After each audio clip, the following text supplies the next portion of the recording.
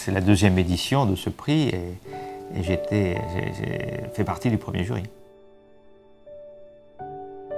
C'est un prix qui manquait, la nature ayant horreur du vide, je pense que c'est une bonne idée de l'avoir créé. Moi je pense qu'il y a une très belle citation d'Edgar Faure, il dit on ne vit que pour quelques instants intenses et privilégiés, le reste du temps on attend ces moments-là. Je pense que ça illustre bien la question que vous venez de me poser. Il y a une autre citation d'Edgar Faure que j'aime beaucoup, c'est que les prévisions sont un art difficile, surtout lorsqu'il s'agit de l'avenir. Donc, je n'ai aujourd'hui aucune idée précise, mais je l'aurai le jour de la réunion du jury. Eh bien, il y a encore une autre citation d'Edgar Faure, vous voyez, j'ai bien révisé ma leçon, qui dit « Si vous n'avez pas d'idées politiques, prenez les miennes ».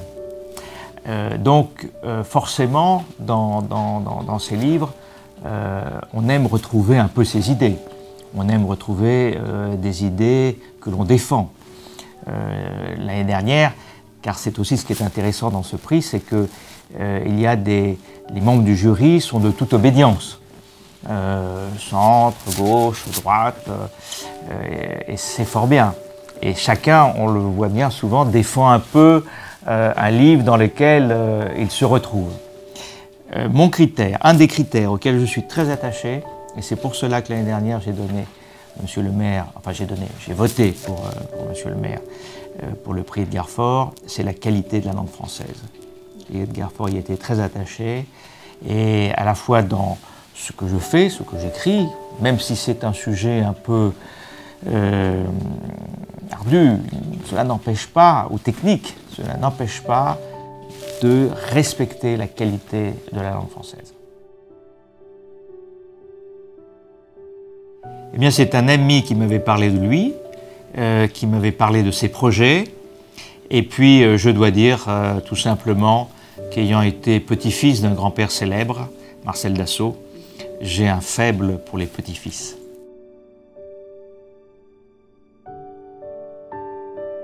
Bien, je vais reprendre encore une citation d'Edgar Faure qui disait ceci, « L'immobilisme est en marche et rien ne pourra l'arrêter ». Je trouve cet aphorisme magnifique parce que ça veut dire que beaucoup d'hommes politiques ont peur de bouger par rapport à la réaction de leurs électeurs, par rapport au qu'en dira-t-on aussi, même si c'est dans leur opinion profonde, s'ils sont plus à gauche qu'à droite, ils vont dire non, ça ne correspond pas à la ligne de mon parti.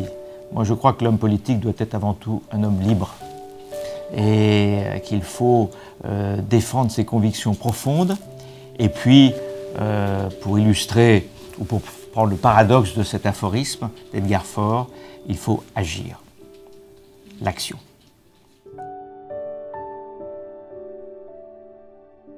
Alors mon meilleur souvenir avec le président Edgar Faure, que j'ai eu la chance de connaître personnellement, c'est lorsqu'il est venu dîner à la maison et qu'il s'est mis après le dîner au piano. Parce que nous avions un point commun, c'est que nous sommes tous les deux sociétaires de la SACEM, c'est-à-dire la Société des auteurs-compositeurs de musique. Et on a fait un petit quatre-mains. Donc c'était un moment à la fois sympathique, émouvant, original, et qui illustrait bien l'éclectisme de cet homme extraordinaire, et qui également, en toute simplicité et sans complexe, eh bien, s'était mis au piano. Je pense même d'ailleurs qu'il a émis une petite chansonnette à ce moment-là. Mais là, je ne me souviens plus du tout ni l'air ni les paroles. Et voilà, c'était un moment d'émotion.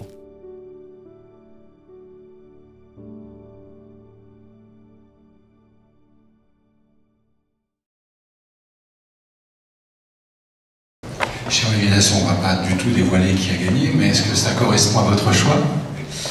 Eh bien, ça correspond tout à fait à mon choix. Il était second dans mon premier choix, il est devenu premier dans mon second choix, et je peux ajouter que c'était un débat tout à fait passionnant et que celui qui reçoit le prix ce soir l'aura bien mérité. Hussein, pardon. Dans la décision d'attribution d'un prix, il y a un heureux et beaucoup de malheureux. On dit toujours l'essentiel c'est de participer, c'était le cas. Tous les livres étaient de grande qualité et j'avais très peur que l'on mette beaucoup de temps à choisir, à décider, et puis finalement, poste politique s'est dégagé assez rapidement, et je dois dire que il faisait partie de mes premiers choix, mais je ne pensais pas que c'était celui qui allait gagner. Il est toujours difficile de faire des prévisions, surtout quand il s'agit de l'avenir. Une très belle phrase d'Edgar Faure s'adapte parfaitement aux décisions du jury de ce soir. La réforme fiscale, c'est quand vous promettez de réduire les impôts sur les choses qui étaient taxées depuis longtemps et que vous en créez de nouveaux sur celles qui ne l'étaient pas encore. Qu'en pensez-vous, monsieur le député? C'est une question d'actualité. Je crois surtout qu'elle reflète à la fois le bon sens dont faisait preuve Edgar Faure, et puis également à la fois son sens de la démagogie et puis son sens de la pédagogie. Car au fond, c'est presque une lapalissade. Supprimer des impôts et en créer de nouveaux. Au fond, et ça illustre bien le bon sens et le talent qu'avait Edgar Faure. Edgar Faure était, comme cela a été dit encore récemment, bien qu'il appartenait à une certaine composante, plus souvent de la majorité quand il a siégé, bien que, ayant fait toute sa carrière dans la politique, c'est d'ailleurs ce qui était extraordinaire, c'est qu'il n'avait jamais eu le temps et la possibilité d'être décoré. Vous savez que lorsqu'on est député au membre d'un gouvernement, eh bien on s'occupe des décorations des autres, mais jamais de la sienne. En tout cas, on n'en a pas le droit. Et au fond, la plus belle décoration d'Edgar Faure, c'est d'être présent dans nos mémoires et d'être présent dans notre cœur comme il l'est ce soir. Et il avait une autre belle formule que je m'attendais à ce que vous la citiez peut-être, parce qu'elle illustre tellement celui qui va recevoir le prix ce soir, c'est que la chance a du caractère. N'est-il pas indispensable de distiller un peu de vérité pour faire passer un gros mensonge, comme le disait Edgar Faure, M. Dassault? Oui, ça c'est la question piège. Alors attendez, parce que j'avais préparé l'immobilisme, l'avenir, le futur, l'égalité, le mensonge et la vérité. Eh bien, cela pourrait être une question d'actualité, n'est-ce pas, Madame la Ministre? Il est vrai qu'aujourd'hui, par ces temps difficiles, il faut redonner espoir et le mensonge parfois semble tellement plus vrai et tellement plus porteur d'espérance que la vérité. Vous parliez tout à l'heure des mouvements éclairés, j'ajouterai des chemins de lumière qui portent au pouvoir et puis qui le lendemain, quelques mois, quelques années, le pouvoir n'est jamais éternel, vous replonge à nouveau dans l'ombre. Et c'est à ce moment-là qu'il faut, comme tout à l'heure les voies de garage sont les tremplins de la victoire, il faut se souvenir que les soirées de défaite sont des veilles de victoire. Et je voudrais, parce que il y a une très belle citation d'Anatole France. Anatole France disait « J'aime la vérité, je crois que l'humanité en a besoin. Mais elle a bien plus grand besoin encore du mensonge qui la flatte, la console, lui donne des espérances infinies. Sans le mensonge, elle périrait de désespoir et d'ennui. » Eh bien, nous ne nous sommes pas ennuyés en lisant tous ces livres et en vous annonçant tout à l'heure le résultat. Aucun livre n'est jamais totalement innocent. Qu'il s'agisse de vers ou de prose, on y discerne toujours une orientation, même si celle-ci ne s'exprime que dans la forme ou le choix de l'image, selon George Orwell. Et pour sa 8e édition et ma 7e participation dans le jury, tu t'es enfin décidé à me donner la présidence. quel honneur, cher Rodolphe. Une opportunité qui me permet de rendre hommage à mon tour à ce grand homme d'État qu'était Edgar Faure. Alors cette présidence est également l'opportunité de vous livrer, surtout pour ceux qui n'ont pas encore lu ton dernier ouvrage, cher Rodolphe, les liens forts entre nos deux familles grâce à l'amitié qui unissait Edgar et Marcel. Le génie et l'optimisme ont assurément rapproché nos grands-pères. Edgar, le plaideur, amoureux des arts, qui employait avec tant de précision les armes de l'esprit. Et Marcel, un brillant ingénieur en aéronautique, capitaine d'industrie, mais aussi précurseur des congés payés et de la participation dans l'entreprise. Alors depuis, nous avons su, nous aussi, ton grand-père et moi, tisser à l'époque des liens au fil de la musique, comme tu le rappelais tout à l'heure, du cinéma, de la politique. Et je me rappelle d'ailleurs une soirée chez moi où nous avons même improvisé sur le piano une ballade à 4 mains. Inoubliable moment. Alors comme toi, cher Rodolphe, je connais le poids d'être le petit-fils d'un monument et le lien magique qui a pu nous unir à nos grands-pères respectifs. J'ai eu cette chance et j'ai souvent témoigné de l'admiration et de la gratitude que je porte à mon grand-père pour tout ce qu'il m'a appris et transmis sur les sciences exactes comme sur celles qui le sont moins.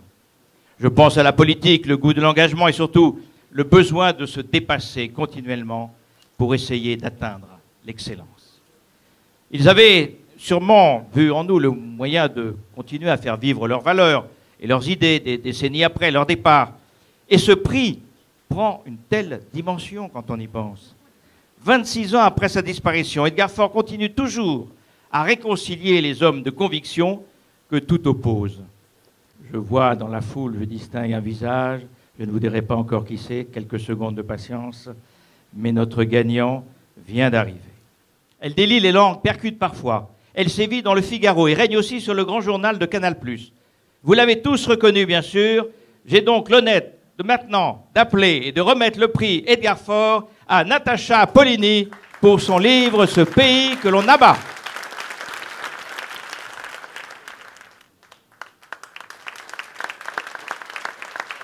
Et alors Edgar Faure, moi il y a une citation d'Edgar Faure que j'adore. Je ne peux pas m'empêcher de vous la livrer. La droite et la gauche ne sont plus que des directions. Ça, c'est d'actualité, ça. Seul l'avenir a un futur politique. Le prix Edgar Faure 2018, consacrant le meilleur ouvrage politique de l'année, c'est à quelqu'un que j'aime beaucoup. Je n'ai pas le droit de révéler mon vote, bien que vous vous en doutez. J'ai forcément voté pour le gagnant, ou la gagnante. Bien qu'elle critique beaucoup les politiques, et notamment les députés. Mais on ne peut pas lui en vouloir, car ce qu'elle dit est tellement profond, tellement vrai, tellement d'aujourd'hui, d'hier et de demain. La gagnante Agnès Verdier-Molinier pour En marche vers l'immobilisme aux éditions Albin Michel.